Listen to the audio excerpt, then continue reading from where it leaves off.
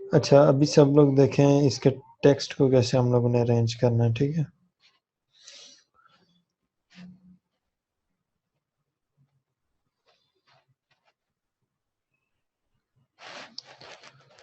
जब भी लेटर की लेंथ ज्यादा हो जाए, मतलब अब ये देखें,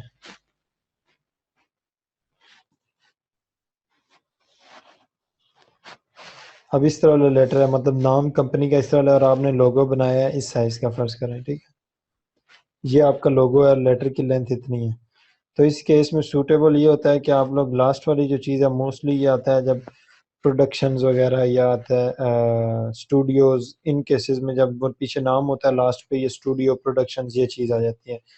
तो सबसे सूटेबल चीज़ क्या होती है, आप टॉप पे और इन दोनों आइकन को लाइन कर लें, टेक्स्ट और आइकन को। फिर ये जो नीचे वाला टेक्स्ट है ना, इसको कोई डिफरेंट फॉन्ट दे दें, ये जैसे एक सेकेंड, इसको भी हम रेलवे ही दे देते हैं,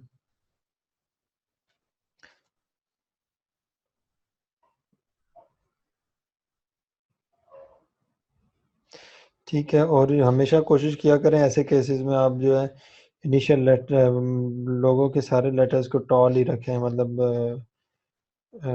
अपर केस में रखें, लोअर केस में रखने का कोई खास फायदा नहीं है, ठीक है। अब इसको आप पैसे करें, ये एस इसका छोटा है,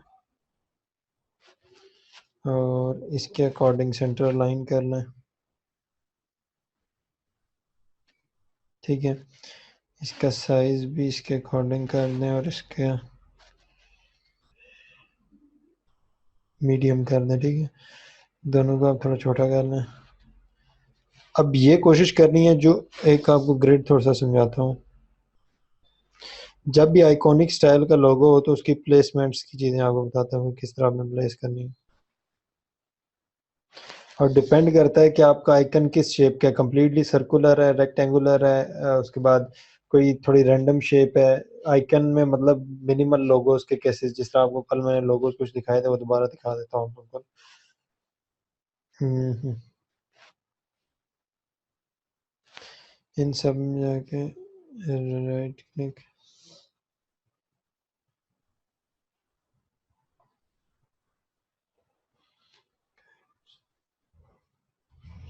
अलाइन टू सिलेक्शन करके ये हो गया, ठीक है।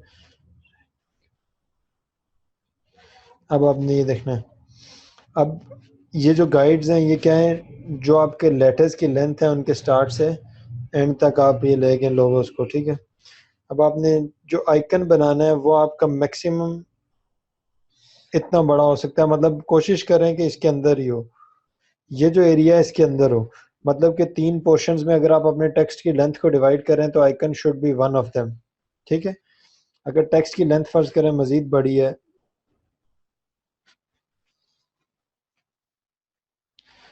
अब हाइट का फिर इशू आ जाता है, ठीक है। अब इतना बड़ा टेक्स्ट है, ठीक है। तो अब क्या है, अब इसकी हाइट भी जो है वो at least half of this portion होनी चाहिए, मतलब कि लोगों का आइकन जो है वो उसकी हाइट भी इधर मैटर करेगी। कैसे, इसको इधर ले आए, इसको इधर ले आए, इन सबको लाइन कर दिया, ठीक है।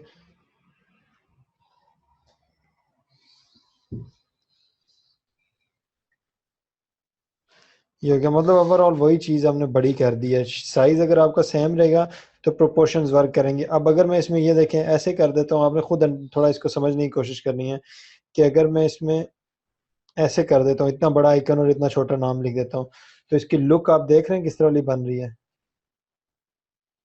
ग्रिड की लाइंस यार, साइड पे ये जो रूलर्स हैं इनके अंदर से आती हैं, ये देखें, ये रूलर्स के अंदर से आती हैं, टॉप से भी यही, साइड से भी यही, ऑलरेडी बता चुका हूँ आप लोगों को।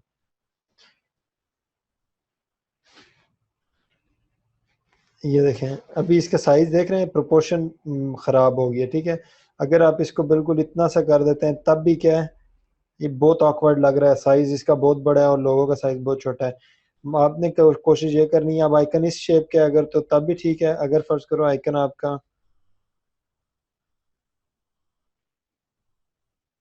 इस शेप का है, तब भी ये केस मतलब सूटेबल है। आप क्या करें कि मतलब इसका, इसमें थोड़ा सा आप बड़ा भी कर सकते हैं। इस केस का अगर आइकन हो ना, तो आप ऐसे भी हल्का सा अगर ऐसे भी कर दें तो इतना फ़र्क नहीं पड़ेगा, क्योंकि ये आइकन की शेप वेट चारों साइडों पे वो डिवाइड नहीं हुआ हुआ सर्कल की तरह। लेकिन अगर आपका आइकन इस तरह ये चीज़ है स्क्वायर शेप का है, तब आपने वही सर्कल वाला रूल फॉलो करना है, इस गाइड से बाहर नहीं आना। ज़्यादा बड़ा करेंगे तो नीचे वाले डिज़ाइन की लुक खराब हो जाएगी। इसके अलावा ये टॉप प्लेसमेंट का रूल था, अगर ऊपर प्लेस करना हो आइकन को तो इसका ये प्रोसीजर होता है। अब टेक्स्ट जो है वो हमेशा आपने कोशिश करनी होती है कि उसकी लेंथ ज़्यादा ना हो। मतलब ये है कि अगर मेस्केट लोगो आपने लिखना है तो इसकी लेंथ डिज़ाइन 3-4 लेटर्स इकट्ठे इन अ रो ना आए, ठीक है? यार चेंज कैसे हुई? शिफ्ट सी दबा के आप लोगों को ये चीज़ें बेसिक्स हैं, काफ़ी दफ़ा बता चुका हूँ। खैर सर्कल की शेप एकदम ये देखो ना, शिफ्ट सी दबा के आप इधर क्लिक करोगे, ये ये बेसिकली क्या करता है, स्ट्रेट करने के लिए कॉर्नर्स को, राउंड करने के लिए भी यही यूज़ होता है। आपको ऑलरेडी बताया हुआ भी है। ये देखें, इधर से पकड़ के स्ट्रेच किया, इधर से पकड़ के स्ट्रेच किया, फिर से ये कॉर्नर्स राउंड हो जाएंगे। समझ आई? या ये आप इसको इधर क्लिक करोगे, कॉर्नर राउंड कर देगा ये round corner, curvature tool round corners को उठाने के लिए यूज होता है।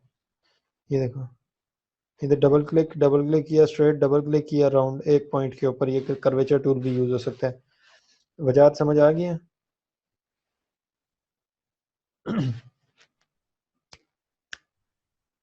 अच्छा जी, आगे चलते हैं हम लोग।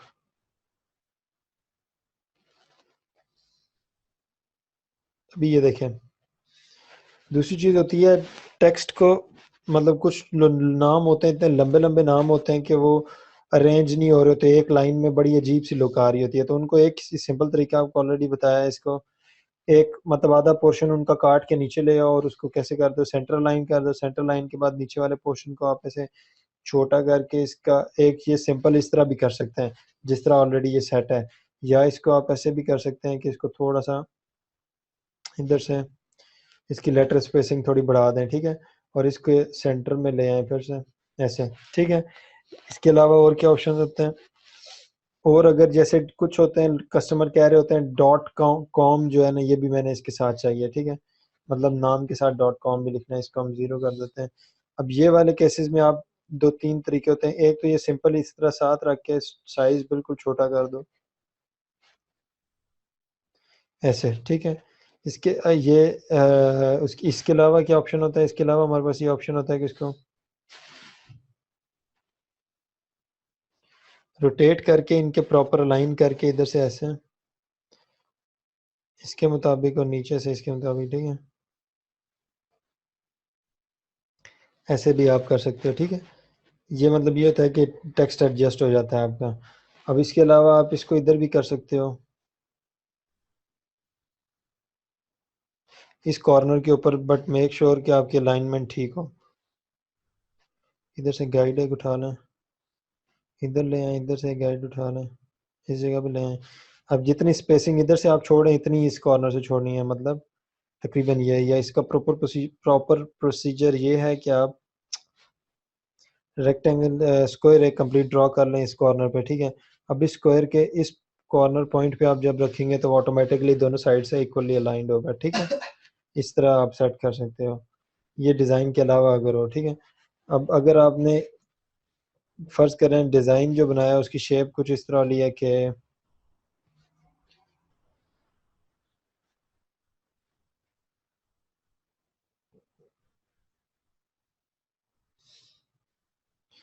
ऐसे शेप है आपकी डिज़ाइन की, फर्ज करें अब इसमें कुछ भी था, मतलब ये एक जनरल आपको कॉन्सेप्ट देने के लिए कह रहा हूँ, ठीक है। अब इस डिज़ाइन को आपने प्लेस करना है तो सेंटर में अगर आप प्लेस करते हैं तो इस डिज़ाइन में बैलेंस नहीं है। गौर से देखें तो इस डिज़ाइन में सारा वेट जो है राइट साइड पे गिर रहा है, लेफ्ट साइड बैलेंस्ड शो नहीं हो रही। अगर लेफ्ट को मतलब ये लेफ्ट कंसीडर करके देखो तो राइट अनबैलेंस हो रही है। अगर इस पूरी शेप को इस तरह देखो तो अनबैलेंस हो रहा है। अब इस तरह डिज़ाइन वैसे कोशिश करते हैं कि डिज़ाइन को बैलेंस रखें। अगर बैलेंस नहीं होता तो डिज़ाइन आपका कंप्लीट नहीं होता। डिज़ाइन का पर्पज़ ये होता है कि बैलेंस हो। अब इसका बैलेंस आपको बताता हूँ मेरे कहने का क्या मतलब है। अब देखें, अब ये बैलेंस्ड शेप लग रही है, इसको आप यूज़ कर सकते हो किसी भी जगह पे। लेकिन अगर इस तरह वाला डिज़ाइन होते हैं केसेस कुछ काफ़ी सारे, बल्कि इस वाले भी केसेस होते हैं, ऐसी शेप्स आपको बनानी पड़ती हैं डिफरेंट। तो उनमें क्या होता है, ये शेप से मेरा मतलब ये नहीं है कि कोई ये डिज़ाइन बना हुआ है, बेसिकली मैं कह रहा हूँ कि फ्लो जो है आपकी शेप का इस तरह वाला बन रहा है, तो आपने क्या करना है। अब इन केसेस में आप लोग डिज़ाइन को इधर साइड पे भी प्लेस कर सकते हैं इस तरह से, ठीक है? ऐसे करके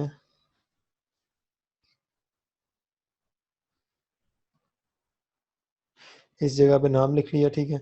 शेप को थोड़ा-सा मज़ीद छोटा कर लें, वेट एडजस्ट कर लें थोड़ा ना।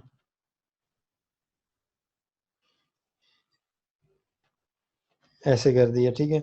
अब ये जो डिज़ाइन है ये इधर आ गया, लेकिन ये अगर इनिशियल लेटर है तो वो इधर आएगा, अगर ये लास्ट लेटर है तो इसको आप इधर एडजस्ट कर सकते हैं इस साइड पे या फिर नीचे इस साइड पे, बट वही अलाइनमेंट गाइड जिस तरह आपको बताई हैं, वो जो ये ग्रिड की गाइड्स हैं ये यूज़ करके प्रॉपर अलाइन करके फिर आपने इस तरह प्लेस करना होता है इसको, ठीक है?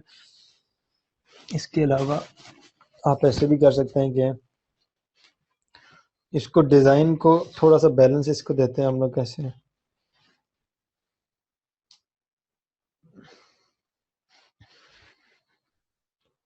इस तरह वाली हमारे पास शेप है।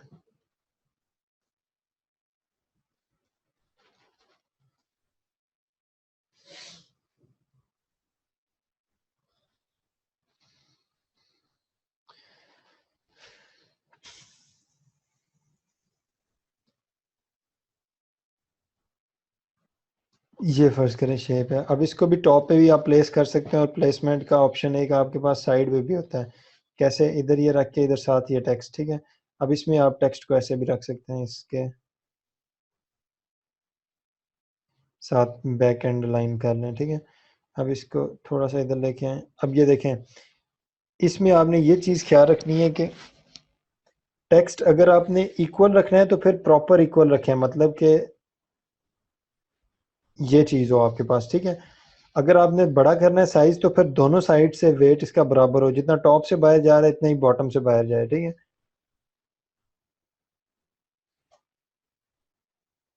ये चीज़ समझ आई? प्रेफरेबल ये होता है कि इसका साइज़ इक्वल रखें, लेकिन अगर इसका बड़ा छोटा करके भी करना चाह रहे हैं तो इतना बड़ा इशू नहीं होता। इसको आप इधर भी रख सकते हैं, इसमें प्लेसमेंट जो एक्स्ट्रा लेटर होता है उसकी, ठीक है? सेंटर प्लेसमेंट ज़्यादातर ये जो प्लेसमेंट है ना, ये कब होती है? जब टॉप पे आइकन हो। ये प्लेसमेंट इन केसेस में प्रेफरेबल नहीं होती। कॉर्नर लेफ्ट लाइन सबसे बेस्ट होता है इस तरह वाले केसेस में, ठीक है? अब कुछ शेप्स होती हैं, कुछ केसेस होते हैं जिनमें आपके पास डिज़ाइन जो है वो फ़र्ज़ करें ऐसे, जैसे कल मैंने एक लोगो बनाया था मेस्केट के आगे अंदर कोई ना डिज़ाइन आप इस वाला बना रहे हैं जो किसी लेटर को स्मार्टली आपने कन्वर्ट किया है, ठीक है? जैसे कि अब जैसे फ़र्ज़ करें इसमें कोई हमारे पास डब्ल्यू की शेप है,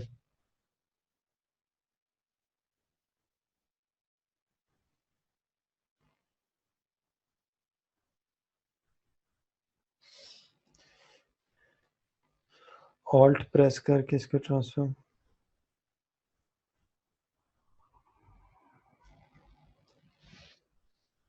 एक सेकंड दोबारा से बना लेते हैं। ऐसे करके प्लस से एंकर पॉइंट ऐड किया, प्लस का बटन प्रेस करके, ये ऑलरेडी आप लोगों को सारा कुछ बताया हुआ है, ठीक है?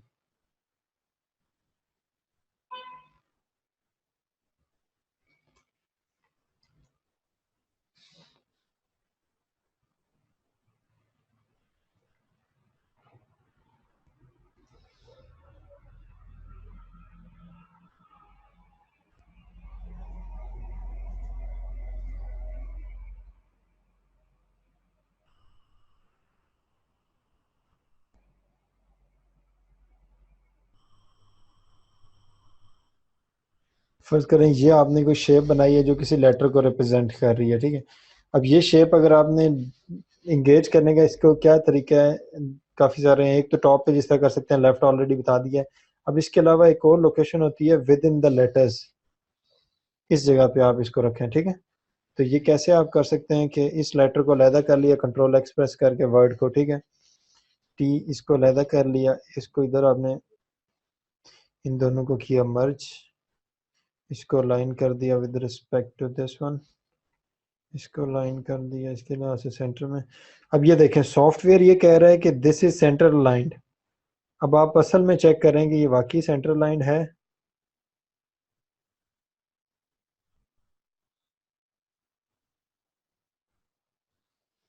समझ आई डिफरेंस की? सॉफ्टवेयर ये कह रहा है कि ये शेप इस शेप के सेंटर लाइंड है, बट टॉप पे डिफरेंस डिस्टेंस कम है, बॉटम पे ज्यादा है। ये किस वजह से हो रहा है? आप लोगों को ऑलरेडी मैंने बताया हुआ है किस वजह से ये हो रहा है, किसी को याद हो? ये अलाइनमेंट इस तरह सॉफ्टवेयर क्यों शो कर रहा है? मतलब गलत अलाइनमेंट शो कर रहा है, वो कह रहा है कि ये अलाइंड है बट असल में ये नहीं है।